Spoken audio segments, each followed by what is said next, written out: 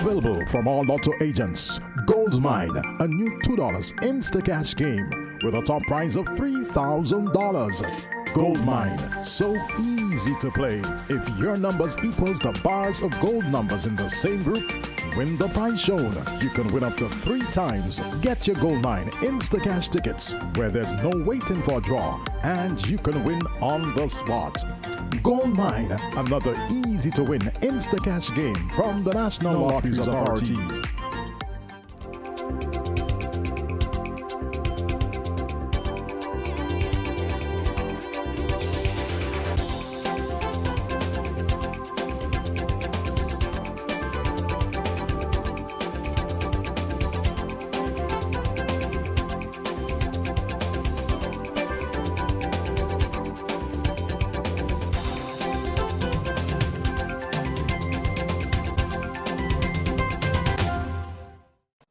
Good evening and welcome to this week's edition of Roundtable Talk. This evening, it's a youth roundtable. Do youths have a role in national development? What is that role? And are they being given the opportunity to perform that role? Well, with me to talk the talk this evening, we have the president of the newly formed Youth Advisory Council, Prime Ministerial Youth Advisory Council, Anson Latchman. Good afternoon to all listeners on air, persons in the studio.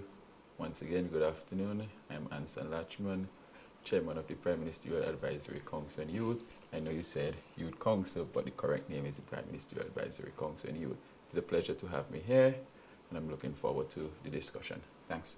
Well, you're welcome. And we also have the deputy of that advisory council, the deputy, and you're also the head of the NCCP. Yes, good afternoon, good evening, actually, good night, good morning, wherever you're looking from. It's a pleasure being here once more, Teresa and the VC3 family. I look forward to this discussion because, you know, youth is vital and important and critical to the development of this beautiful island. Okay, great. And we have our lone lady. She is a final year student at the Caveville campus of the University of the West Indies, final year doing international relations. Tyra Brown, welcome. Good evening, all. I'm humbled to be here and I can't wait. I'm looking forward to the discussion as well. Great. So off we go. The first question is, what is the role of youth in nation building? And I'm going to ask all of you to give your perspective on this, the role of youth in nation building. Starting perhaps with Anson. Thought you were going to the man who's usually here, but apparently because I'm the head That's all right. Because I'm the head of the Youth Council, it will Yes, start with me. correct. But what can I say is that youth have a role to play in nation development. When we look at it, we have the experienced folks at the top, politicians, the policy makers, permanent secretaries, heads of departments, and so forth. But where does the youth fit in all of this? We meet at the crossroad where we bring that youthful energy, that new way of doing things, but we also need the guidance of persons who are with more experience, so to speak. For instance, let's take into perspective the policymakers today, majority of them grew up in an era where computer and the internet was just evolving. They were just evolving. And now we are beyond that, where we are dealing with AI. Now, what we must ask ourselves is how many of them are aware of AI? Now, that is the experience that we bring from a youthful perspective. So we must be able to balance that youthful energy with that experience, and together, if they work in tandem, then we can pave the way for development. Okay, I'm going to go to Tyra before I bring you in, Rodney. No problem. Tyra? Yes. So, simply put, I could say that we are the ones that bring fresh perspectives and innovative ideas to the table, realistically speaking, you know. I just think that we have this drive, especially my generation. I think it stems a lot from us being so in tune with the global trends and technological advancement. And that to me is a huge asset, if not the hugest asset, for our national progress. I feel like youths are the ones that drive forward the important changes, in areas like environmental sustainability and digital transformation, and even in shaping, what can become new cultural norms. And we're also very creative. Us as youths, we can help in tackling some of those pressing challenges we're faced, whether economically, socially, and also too, I feel like, by engaging us, the young people, in the decision-making processes, it shows that our voices are heard and our needs are being addressed. And this is where the inclusivity would come in. I also feel like we're the key players in community engagement or community activism, So many of us are passionate about issues like social justice and education. So by getting involved in, local projects and volunteering, advocating for change, we can help to address the immediate needs and push forward for improvements that, benefit everyone and the nation as a whole. Thank you. And Rodney, of course, you're around youths all every day. There's so much I could say, and I share some of the same sentiments as Anson and Kyra. But simply put, youth is a great representation of our future, right? We are responsible, along with what Anson mentioned, a lot of the older guided heads. We are responsible for the preservation of a lot of things. We're also responsible for our identity and the preservation of our cultural identity in terms of, St. Vincent and Grenadines and what we are known for. And I would use the word we because I am still a youth. We are responsible for a lot of different things in terms of innovation, in terms of technology, in terms of leadership, in terms of economic growth. Because again, we have to carry the mantle of a lot of foundation that was already laid down for us as young people. But simply put, in a nutshell, we are the driving force for the future of any society and any nation. And we also have to remember that our relay is not run by one person.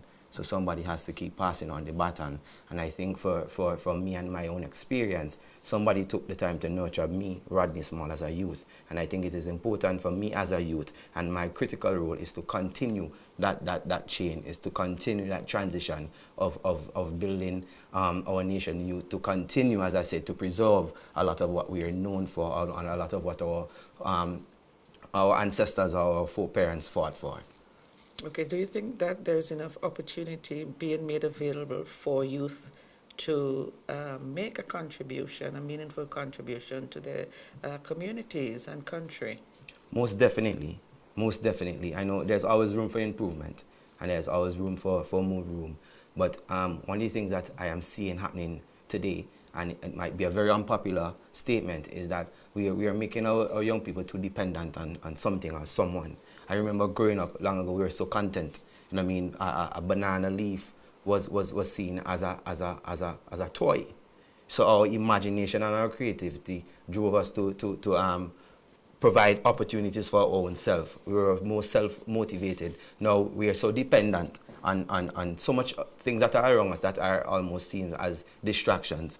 But as I said, there's always room for improvement, and I think that the more we continue to create as youth, is the more that we can create opportunities. Because for myself, as a youth who is a young entrepreneur, being in business, I've created so many other employment opportunities for other youths that are around me, and they can also go ahead and do the same. But again, there's not trying to be diplomatic, but the point that I'm trying to make is that God help those who help themselves, and we as young people also have to provide and create those opportunities, as much as I think that a government, a society is also important to create these opportunities. What can I say is that from my perspective, the Prime Ministerial Advisory Council on Youth is one such avenue where persons can make an impact. And there's an opportunity for persons to join the council in the near distant future. Currently, we have over 200 persons, and each and every one of those individuals has the opportunity to say, this is how I want to chart the future for a particular sector, or maybe, or be it the case that they can cut across and say, maybe I can make an impact here, or maybe I can do something here to change it back, make sure that there's continuity. I have a family that I will start soon. I want to make sure that the road is paved for those persons to come, and generations after generation. Aside from all of that, the government, some persons might argue and say, oh, employment, employment. The government cannot hire everyone. But what you can do is empower yourself with that level of knowledge that would be required to take you through the world. There's so many programs that the government is offering now. For example, the Tibet program. I don't know how many persons actually know that skill-based, skills, high-paying jobs. The man in the office with the white-collar job, sometimes he's below the man with the blue-collar job, the carpenter or whatever the case may be. Now, persons may shy away from this job because of mental capacity or culture or the mindset, the way it's perceived in society. But there's a role for persons like that, the skill. Look at the construction sector in St. Vincent now is actually booming. And in Union Island, there's a demand for a lot of persons in the construction field. There's also a shortage. So I can't say that there are not opportunities for persons to capitalize on. It's just a matter of persons going out there and seeking the jobs and whatever the case may be. But the first step is to start by educating yourself, equipping yourself with the necessary skills and tools and knowledge to be able to participate in society. Aside from all of that, on an annual basis, the government will hand out tuition, scholarship, bursaries, island scholarship. Some may not be so fortunate, but there's always a second chance at life. And as I said, there are these programs that persons can benefit from. And in all of that, you have free movement across the Caribbean. So there are opportunities and avenues outside of St. Vincent itself for persons to actually make life and make headway. So we're not just restricted by the 32 island and keys, but there's room outside of St. Vincent for persons to participate and actually help St. Vincent and the Grenadines as a whole.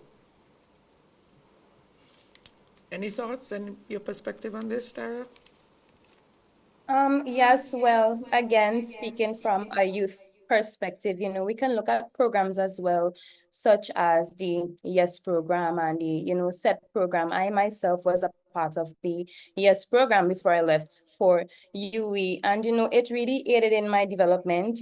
I got work experience, I got to see what it was like to be within the work field, what to do, what not to do, some well-needed training, you could say. And, it's going really well and, expanding on things that are already there, as it relates to the type of skills and industries that those program covers, would be so great.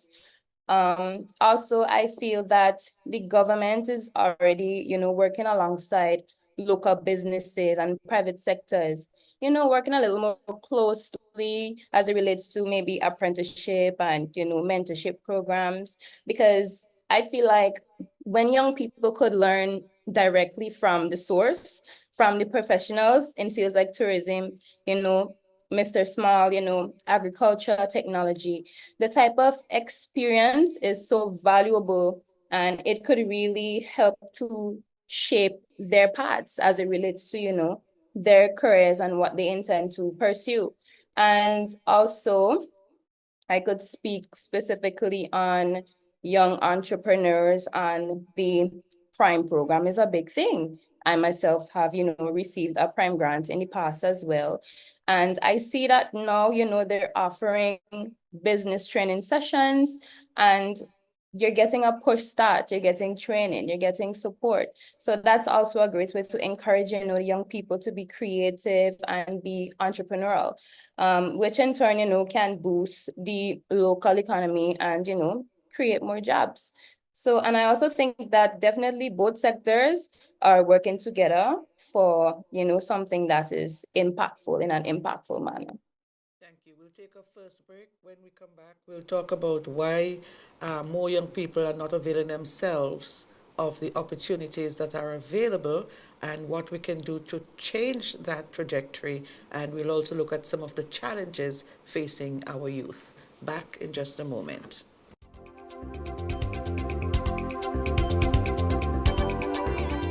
Win back to school supplies from the National Lotteries Authority. Simply combine $5 worth of non-winning Instacash tickets along with $10 worth of non-winning scratch tickets. Provide name and contact number and drop-in box provided at active Lotto agents island-wide, qualifying you for 2 grand draws where you can be one of 20 winners of $1,500 worth of school supplies. First draw August 30th and the second on September 13th. Get your Instacash and scratch tickets and win back to school supplies from the National Lotteries Authority. NLA terms and conditions apply. Now available from all Lotto agents, Gold Mine, a new $2 Instacash game with a top prize of $3,000. Gold Mine, so easy to play. If your numbers equals the bars of gold numbers in the same group, win the prize shown. You can win up to 3 times. Get your Gold Mine Instacash tickets where there's no waiting for a draw and you can win on the spot. Gold Mine, another easy to win Instacash game from the National Lotteries Authority.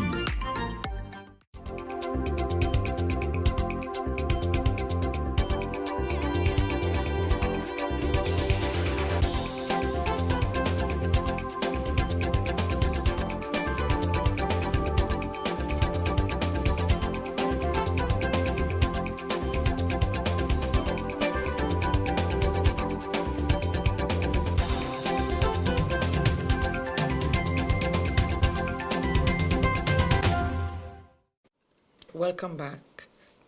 What are some of the challenges that youth in St. Vincent and the Grenadines face that are actually preventing them from participating meaningfully or even availing themselves of some of the opportunities that are available? Boy, a lot of things. I mean, and I see it daily as working closely to young people, Teresa. And we have to be very honest and frank about it. One, I'm going to start from the direct source, home, the home environment. I mean, don't allow them to want to be themselves or make decisions on their own.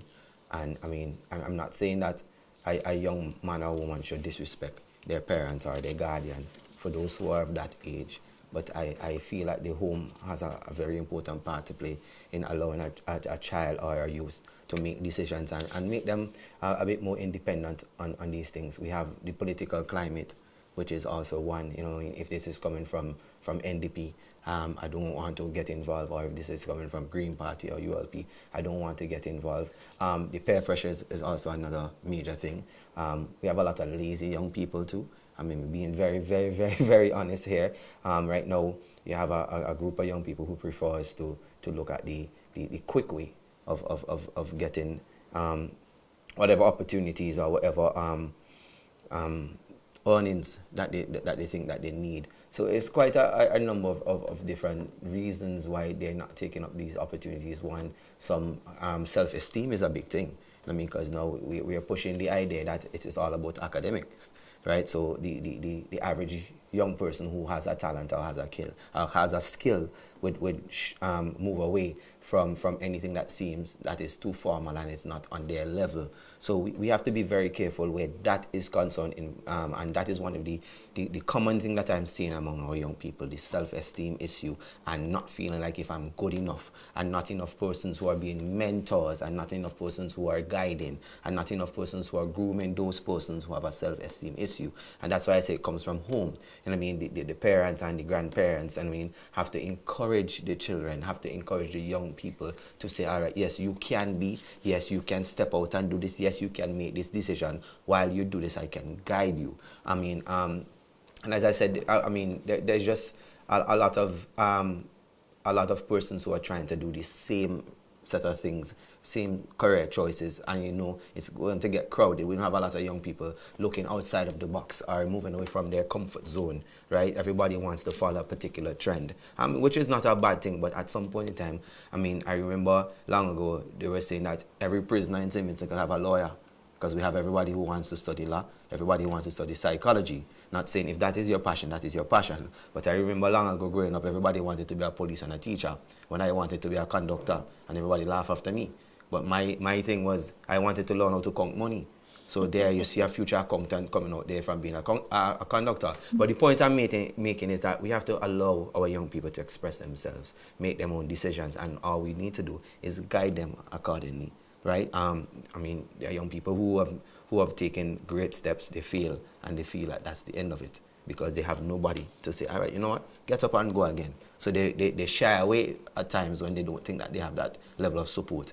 I mean, and as I said, the political climate is a major part of that also. And I mean, so, I mean, we could go on and on and on, but I think that there is hope. And I mean, once we continue to do what we need to do, I mean, from the youth council, from the organizations, you know, our young people are growing up in an era where we no longer have community leaders, right, who would help with some of these things. And I remember, I mean, long ago, you would even of recent, not too long ago, you have persons who would have been helping you with a lot of these things in terms of your homework and in terms of, you know, we're a young businessman and woman long ago now. I mean, in my time, but you don't see that now, right? Everything is so easy and at your fingertips. So we're not creating critical thinkers. You understand? So as I said, if you feel like, I mean, making this water bottle something seem like if it's not up your alley, you move away from it. But to see how I can possibly learn about making this water bottle something as evolving this into something as different, we're not seeing a lot of that, right? So that's just my take on that part. How can we change that trajectory? So there are a couple of things. I think I mentioned one before in terms of the culture, and it's a mindset. So we see things that I cannot achieve this. Now we need to change that mindset to something like, how can I achieve this? So you force the mind to think as opposed to creating a barrier that it is impossible. So everything starts with the mind.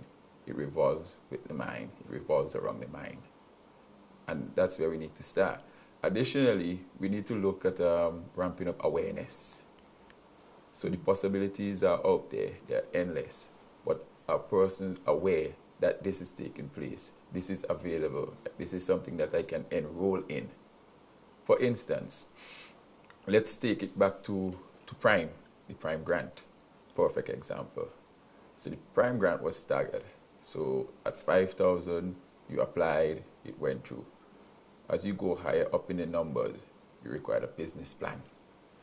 Now, how many persons are aware that as you go past the 20,000 mark that you require a business plan? How do you go about doing a business plan? You require $30,000. You're going to say, I don't know how to do a business plan, so I cannot get the money. Now, I referenced the mindset before. I cannot do a business plan as opposed to how can I do a business plan? Who can I ask? Can I ask Teresa? Can I ask Rodney? The assistance is there. The awareness, that's where we need to start. And with the mindset, we need to change that mindset. Now, the minute we cannot get things our way, we change the path that we are on. And Rodney mentioned it. We look for a quick hustle. Is that the case? True. In some situations. Is that the right way? It's not. Now, from that mindset, there are a lot of spill-offs. So you find crime, the dropout rate in school, you find the unemployment rate moving in a particular direction. So if we can fix that middle piece there in terms of ramping up on the awareness, educating persons actually taking an interest in his or her own learning, then we'll be on the right path. Now, a wise man once said, the best way to make money is to invest in your education. And maybe that is something for all those who want to be the next millionaire out there. That's for the boy who wants to be the next Elon Musk or the Jeff Bezos. Invest in your education. That's where you should start. Thereafter, you unlock new path And going back to my previous statement in terms of getting that business plan done to unlock that capital that you require to start your new business venture. So you see how it comes together there in terms of being aware that there's a prime grant that's available. But it requires some level of education in terms of you preparing a document to unlock that capital. Thereafter, it does not stop there. You need to be able to manage your business, so you must be financially literate. You may need to do a little bit of marketing. You may not be versed in that field, but it goes back to the fundamental point of you investing in your education and your knowledge. Given that you already invested in capital, or invested that capital to make your business operate. But for continuity and sustainability, you must have continuous learning and training for it to work. Other than that, we will just retard the entire process. Now, a lot of these businesses are family business. So you start with one person, he made it up. Other members from the family came through, learned the ropes, and generations through generations, it is passed down. So that level of knowledge and understanding passes through the different stages and the different phases. And at the heart and core of that is education and being aware of everything else that is taking place right around you. Where does that education start? Is it at home? Is it in the school? So it starts at home because from you're born, you do not go straight to school. There's always that gestation period. So you're a child, and every night you go to bed, you hear Dada, Mama. That's the starting point where you learn to speak. So you start with reading, but you can't really manage it, But you're struggling because you're willing. And then from the home, you go into preschool. Majority of the courses will enter preschool, which is another step building on that home platform that was set by parents. And Rodney made a point that it goes back to the homes. Now, if parenting fails there, then you see what happens. That child would be 2-3 years behind his or her generation because he or she would have missed the first couple of years of schooling because it starts in the home. Now, from preschool to primary school, you have assignments that you must complete, and everything cannot be taught in school, so there's some more that you have to do on your own. So that the guidance that you get at home will enhance what you were taught at school. So it goes back to the home as well. But at the end of the day, it is all in a drive towards educating oneself, as opposed to you just trying to learn for learn's sake, but you must put it into motion thereafter to reap the rewards. So you don't go to university and get a degree because you want to get a better job, or you want to get a higher pay, but you must put it into motion, whatever you've learned in school, and you continue to build on that, because the times will evolve, and there are persons who are learning new things, just like you, they will surpass you. So you will be here, but gradually they will catch up. And once you're there and they go past you, you find yourself struggling at the back, and then you say, all the things by the wayside. But you must invest in your education once you're thinking about climbing the ladder. Tyra? Yes, so so youths of today's day and age, it's always, a lack of opportunities, whether it's in terms of jobs or, education. It's like, okay, well, I could go and do my bachelor's, but it's a case where Tyra, I think we're having a problem. We're not hearing you. I'm not hearing you. So I'm going to go to break and see if we can get that sorted and pick up from there. I don't know, did you turn your microphone off?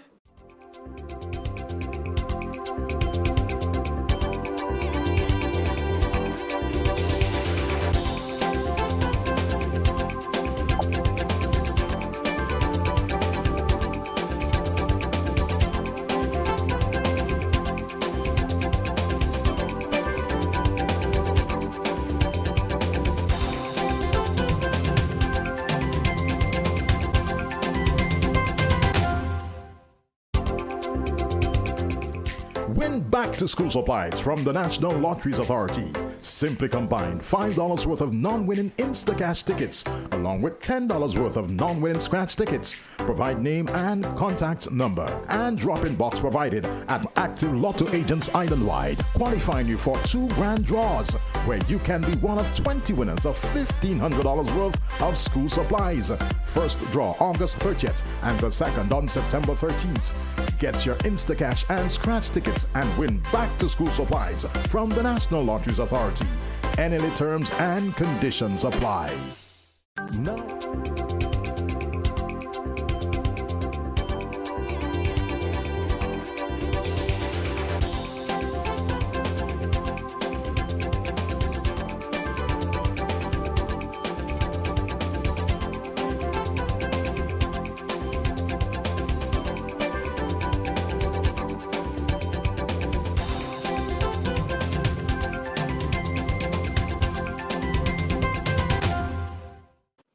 Welcome back. Before the break, Tyra, you were making an intervention, but we had a small issue. Yes. Are you there? Yes, you hearing me? We are. All right, great. So yes, youths of today's day and age, for them it's always, always a lack of opportunity, whether it's in terms of jobs, education. I was saying before, the mishap, is a case where it's like, oh, I could go and do my bachelor's, the government will pay for my economic costs, but what about the rest? What about groceries? What about rent? Stuff like that. Also access to necessary resources, especially in modern technology. And I think that makes it harder for them to develop skills needed in today's job market, especially. And, I guess you could say it can be disheartening at times. Having spoken with my peers, I know for a fact that there are many young people out there eager to, contribute, but I feel like for them, it's a case where they're struggling maybe to find the right platforms or the right support to do so. Or maybe it's that they just don't know how, you know? And there's one particular issue I want to, highlight, and I've noticed it a lot with students in general here at UE. And I myself struggle with it. I like to call it the brain drain. Um, so, like when young people leave their own country and they go and seek better opportunities elsewhere, whether it's in a different country, and that is what is slowing down, local development. And, sometimes for me, it's like I'm opting to go back home and I want to go back home and seek employment, no matter what it is, I'll take it until I get something that I want, that's my mindset. Then sometimes I'm like, maybe I should stay in Barbados and see what Barbados has to offer me. And then sometimes it's like, I wonder what Canada has, what England has. And I think that is a question that is on a lot of minds, And I feel like, honestly, there's something should be done as it relates to the youths and them feeling more confident, when it's time to come back home or go back home to their countries. Confident in that, they get, like they know that something is there waiting when they get back, a job or an opportunity. And, that's a thing that a lot of youths, especially like me, struggle with at this time. And I don't think, it's talked about enough. So are youths afraid of creating their own opportunities? Before I answer that, Teresa, there's two things that jump out at me listening to Anson and Kyra. We have to be very, very, very careful about what we label success with. And working along with a lot of young people, that seems to be a challenge. One, and two, we have to make sure that we create balance. Because I will tell you this, and I was talking to a friend, skills is the new future. Right? And I read that somewhere about 2 weeks ago, and a friend of mine mentioned it to me earlier, and I smiled. because skills is the new future, and we have to pay very close attention to that, because Anson made mention to the TVET programs. I mean, there are some programs that I am doing, and when I say I, from NCCP and even at the Prime Minister Youth Council, and they all are driven by skills. And when you see the rush to be a part of these things, it's just phenomenal. If you look into this studio right now, you see the amount of young men, well, young women who are working here, who are still considered youth. There are a lot of youth and young people I know who went and they did their academic studies, the popular ones, the accounting and these things. And they have moved away from that now, and they are now involved in business that are skills driven, and still come back and hire a particular accountant, an auditor, or somebody within that field to do their books for them as somebody in a skill, who has a skill. Now, we have to pay attention to the climate. We have to pay attention to the trends, what is happening around us. Now, before, not even very far, 5 years ago, we didn't have a degree or master's in social media. We now have persons who can apply for that. Now, that is very important and critical for us to pay very close attention to, right? Look at what we are doing here, right? These are part of the new innovations. Now, young people are going to sooner or later move away from a lot of the traditional stuff, right? Now, I am not one to remove foundation, but I am one to be very realistic and understand that change is generic. My son and my daughter would never know what is a matches sooner or later. No? You understand? Because we start to push button and stove turn on. We start to turn on house lights from we phone. You understand where I'm coming from? But all of these things came from somewhere. All of these things came out of something, right? And it is something that I want whoever young people are listening to my voice to understand, that foundation, core, values, morals is important as much as we evolve, right? And as we evolve, we have to take full advantage of the opportunities around us and stop being so dependent. The opportunities are endless now. I started as a simple pan player on a juicy box. My own little experience. Now I'm the director of a particular department or ministry. A pan player. Started as a pan player. But from being a pan player, all the different opportunities that are around me. You started as a conductor. No, well, they never make me do it because my mother beat me. The first time she had a conductor, she beat me.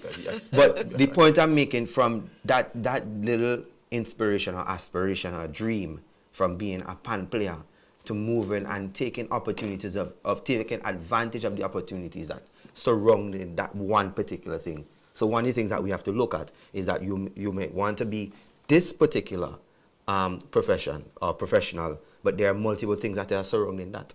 Do not limit yourself, right? Stop being so dependent. We are highly dependent, and we have to blame ourselves too. No? We really have to blame ourselves. But that's a different conversation. So you are a special case, I always like to say. What was the thing that made the difference where you're concerned? For me, I always tell young people, you don't need anything external to motivate you. No? You understand? I still go through it too. I get plenty licks, and I mean physically, and we know what the young people would call bad mind and fight down, from family to public, but it never stopped me. I had limited support around me. My family, yes. But back then when I said I wanted to be a conductor, I get licks from me small.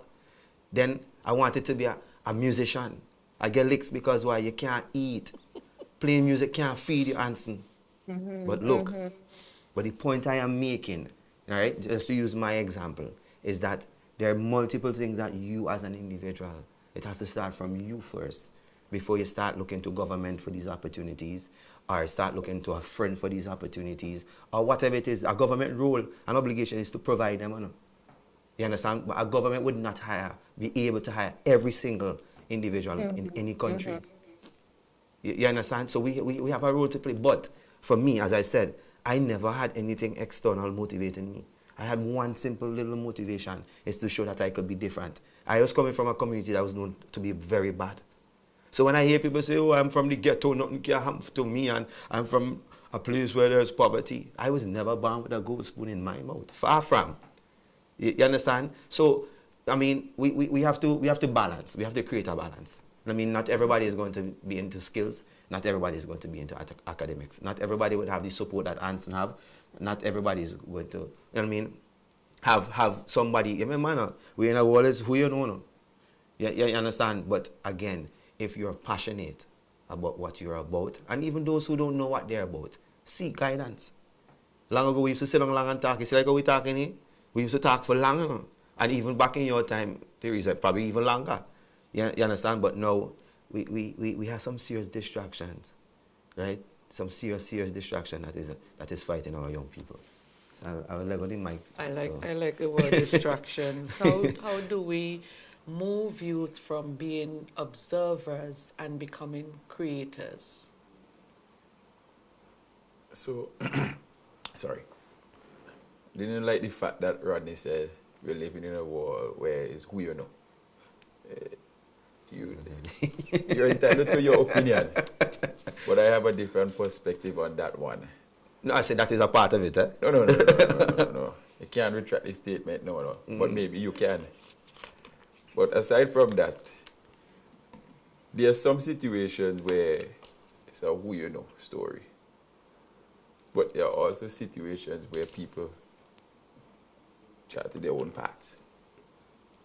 And you're a perfect example of that. And I know you can attest to that. Because you, for one, mentioned that you never had the golden spoon. You probably had a silver one. I don't know if you had a copper one. None. So, you are where you are now, a director at NCCP, which meant that you had to get up and get. Now, you might be the best person, or you'll be in a good position to explain to persons, which you started to do, that you had your own intrinsic drive that motivated you. You are not motivated by what took place around you. Now, that might be an avenue for persons who are listening, rather than waiting for someone to say, do this, do that. You get up and get. I, for one, am motivated intrinsically. I wouldn't wait for somebody to come and say, do this, do that. If I see an opportunity and I do my assessment and I think it's worth the while, I go for it. But the problem we have is that we are afraid to take risks. Now, there's an old saying, no risk, no reward. That's what people say. But at the same time, you have to be mindful of the risk that you take, because you might end up on the wrong road.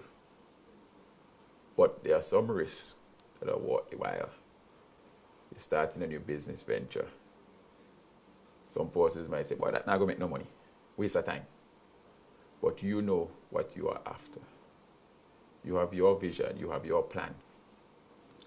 You invested in your education. You have read the books.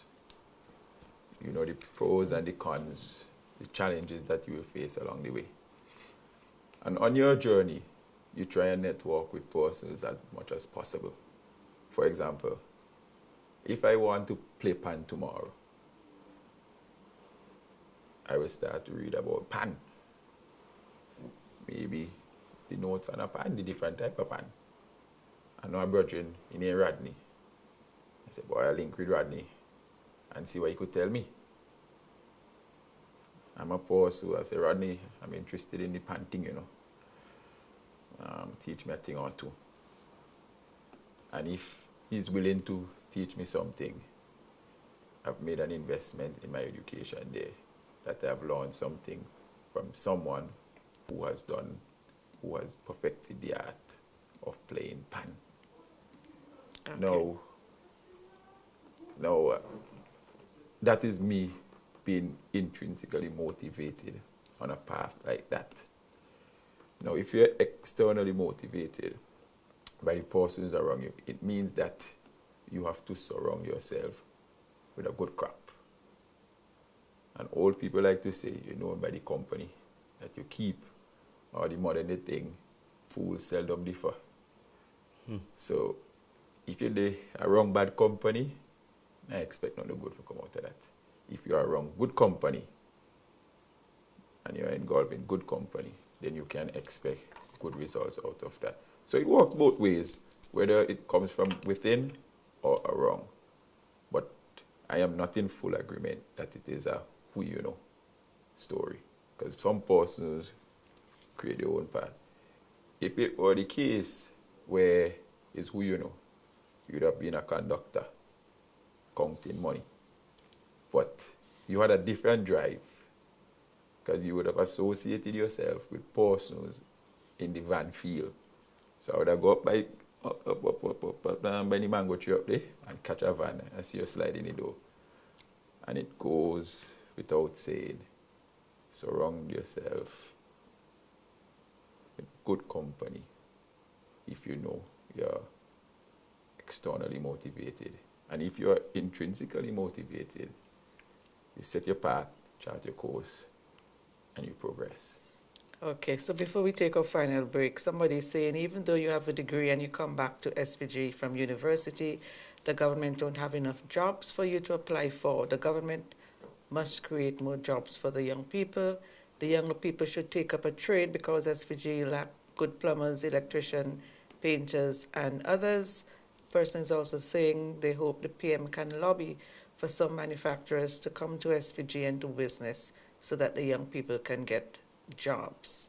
Okay, we'll take a final break. When we come back, we want to look at the Youth Council and how it plans to address some of the issues that we have been talking about back in just a moment.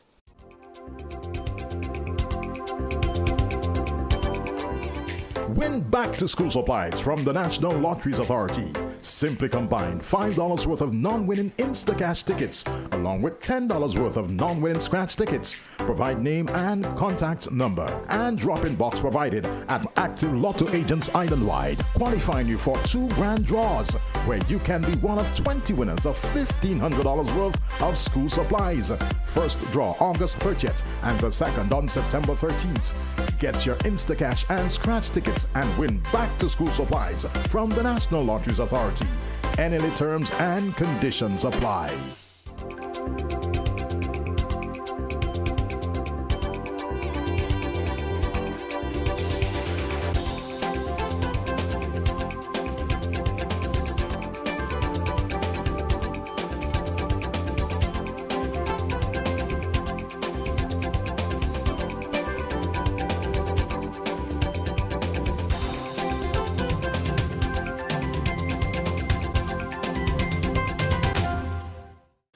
Welcome back. The Prime Ministerial Advisory Council on Youth, Correct is right. correct is right, which you chair. Tell us a little bit about that. Why was it set up? What are the aims and objectives? All right. Yeah. So it was commissioned by the Cabinet on September 13th last year, and we officially launched the council on October 2023, the 23rd of October last year as well. Now, the council was designed to advise the Cabinet on policy matters, projects, and programs, also to advocate for the youth. We have 18 sectors: tourism and hospitality, diaspora, regional integration, foreign policy, sports, culture, creative, climate change, agriculture, and the list goes on and on and on. This year, we had our first consultation on May 30th at Peace Memorial Hall. Excellent turnout. We had 3 speakers, one from tourism, one from the church sector, but the person from the church sector spoke more about youth and leadership, and we had one from education. Thereafter, that same consultation, we had some breakout sessions. We had some question and answer, open mic question and answer, and some breakout sessions. We administered about 3 or so surveys. Coming out of that, there's a cry for mentorship. I will not disclose all of the information here because it's not the forum to do so, but I'll highlight a couple of things. Mentorship, guidance, and so forth. I probably might highlight well, I will highlight the areas that we covered. So we administered a survey for sports, we did one for tourism, and we did one for media as well. The results, we have the results, the numbers, we crunched them already. The report on sports, that's the interim report on sports that has gone to the cabinet as well. Just to backtrack a little bit, seeing that we're on the consultation side of things, we did a consultation last year for the Tourism Authority on the exit surveys. And coming out of that, we recommended that we move to the digital world in terms of administering the digital survey.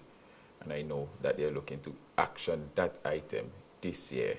So they will be budgeting for that, probably getting some tablets and the like.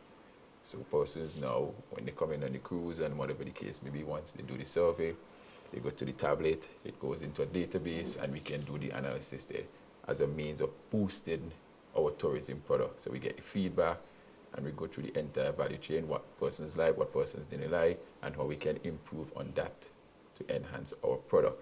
And that's one way that the council has already made an impact in society.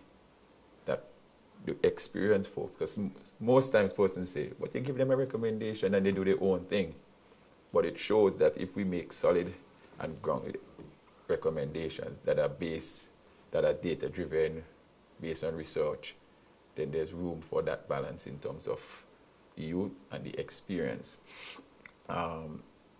This year as well, recently we had our first youth summit that brought together over 70-something stakeholders from various entities, customs, tourism, education, SIPO, CED, a plethora of entities. That was also a successful event. At that summit, we discussed the role of TVET and how can we balance TVET and traditional education. In my opinion, that discussion took the cake for the entire day. It was the best discussion that we had. Not to say that the other discussions weren't well received. We also discuss how can we preserve culture, our cultural heritage, and I know Rodney, for one, is big on this, as to how we can preserve our culture and how can we market our culture, given that we are right in that tourism ban. We are tourism based as well, agriculture and tourism based. So how can we market and sell our culture as a product? We discuss enhancing how we do business here, trying to make business easier for persons in terms of registering a business, starting a company, the benefits of having a company as opposed to being a sole trader or partnership. You know, you get that shield from being a company, a separate legal entity. And we have some information from that as well. And currently, there are some sectors who are doing consultation as we speak here. And we are looking to try and wrap those up before the year is out. One such sector that we have advanced is the health sector in terms of an AGI system and building a framework and an ecosystem around that AGI system to drive our health sector even further. So we're doing things. We launched our website on Monday there. You should probably take some time out and have a look at it. It's the short version, pmacy.gov.bc. Probably take some time out and you'll see more. pmacy.gov.vc. Yes. It's the short version of this, the Prime Ministerial Advisory Council on Youth. The short version, the abbreviated So version. I know you have a lot of sectors, so a lot of things will be happening. But what is the end game? What do you hope to achieve? And how inclusive is the council? Say a young man or young woman in Sandy Bay or in Canoan, how can they become involved? What is the process? Right. So earlier on, I mentioned that we'll be entering a new phase of registration hopefully we are looking to start that on the 2nd of September, which is Monday, probably for 2 weeks, right through to September 16th. You do it through the website. There will be a form. We get the information. We compile, and then we make the recommendation to cabinet for these persons to be added to the council.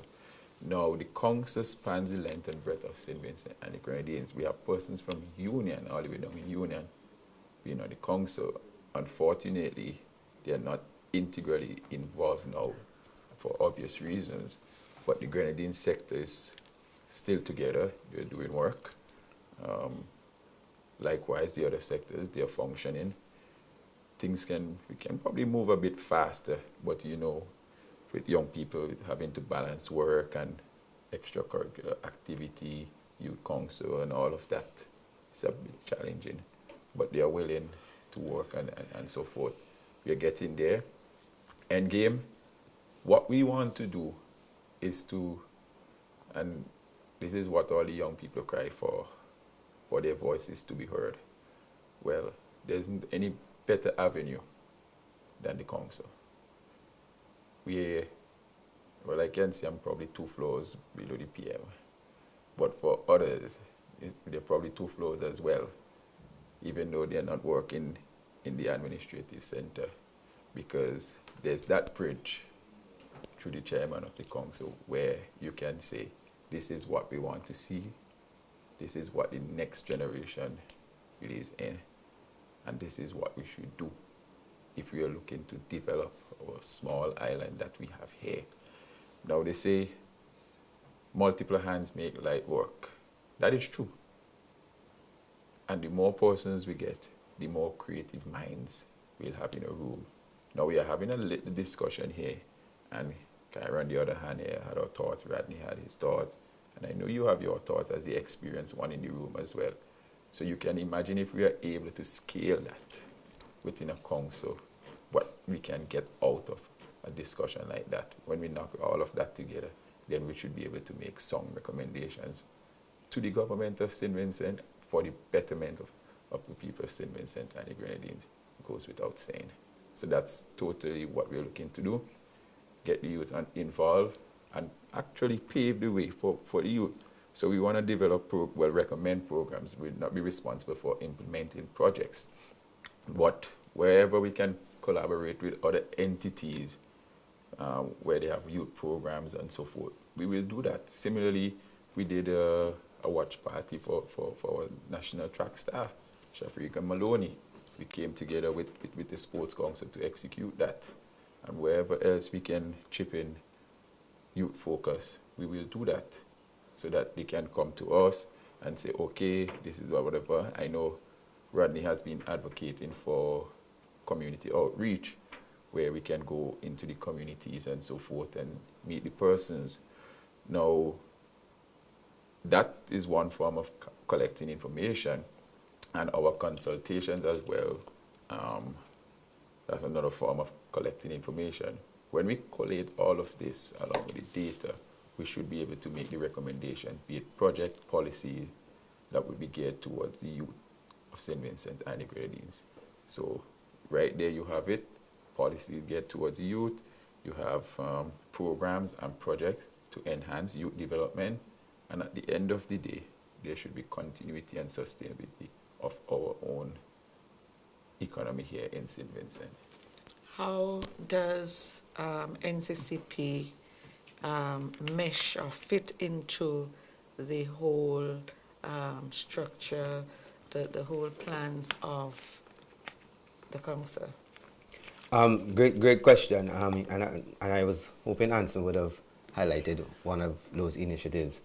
But the council, is a very important stakeholder for NCCP because, again, of the numbers. One, as you mentioned, about 200 and close to 300 members, and within the age group who are our target audience. Our target audience. We have quite a number of different initiatives from NCCP that we can see the different sectors of the Youth Council helping to be a driving force with. It also allows me as the director to have a direct opportunity to hear what is happening among these young people in the different sectors, because outside of these 300 persons, each individual have a friend or have friends who they speak to. So you're not a part of the direct council, but then you have persons who you influence and who you can get information from. Now, for me now, from NCCP, I look at that information, a lot of those data, and I look at where I could do needs assessment and then go back to NCCP and say, listen, this is what is happening out there. This is what is happening among our young people outside of our own investigation. How can we align ourselves? How can we create initiatives? How can we create programs and then help with the overall reduction of crime and violence among our young people and making Symington a safer place, right? Because I know we like to highlight the gun violence, but there are so many other things that are happening, or so many other criminal activities that are happening within our society that we are not hearing much about. But as I said earlier, we see, and I say we as NCCP, see the Youth Council as one of our major and main stakeholder because of, again, who they're catering for. NCCP right now, we've just done a whole heap of data collection, and I just came off of our training that not just only collecting data, but observing data and start making decisions based off of the data. And it was tremendous. And now, I mean, like a blazing fire right now, ready to go, because again, I was able to analyze a lot of the data that was collected from the different sectors and even from our own little assessment. And I think I have an idea of where we need to go or where we need to be. And it has to be a holistic thing, because Anson mentioned the Youth Council, but it cannot just be the Youth Council, Teresa. I mean, he mentioned to have our voices be heard. But I want to go beyond that. As much as we advocate, we have to make sure that these things that are being heard from the persons around the table, that they are implemented, that some of these things are applied. So we're not just talking, but we are applying them, we are implementing them, and that way, that would see the success or the continued success of the Youth Council and the NCCP. Great. Well, that's all the time we've got. Tyra, maybe next time I hear you, you might be a part of this council. Who knows? I don't know. Yes. Yeah. Yes. I think that's a good idea. Okay, great. So, guys, thank you for sharing with us this evening. Anson Latchman always likes to give me trouble, you know. Yeah. And, of course, Rodney Small and Tyra Brown, all the way from Barbados, because she has already returned to campus. All the best this year in your final year. Good luck to you. All the best. All the best. That's our program for today. So glad you could join us. Join us again next week, Wednesday, when we'll have another edition of Roundtable Talk. Good evening.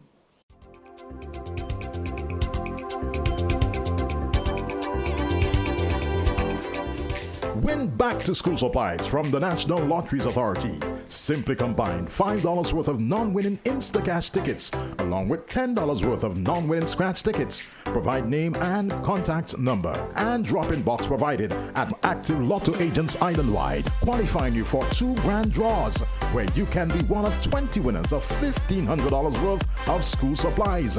First draw August 30th and the second on September 13th.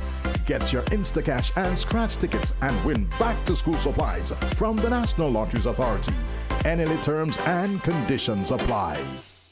Now available from all Lotto agents, Gold Mine, a new $2 Instacash game with a top prize of $3,000. Gold Mine, so easy to play. If your numbers equals the bars of gold numbers in the same group, win the prize shown. You can win up to 3 times. Get your Gold Mine Instacash tickets where there's no waiting for a draw and you can win on the spot. Gold Mine, another easy to win Instacash game from the National Lotteries Authority.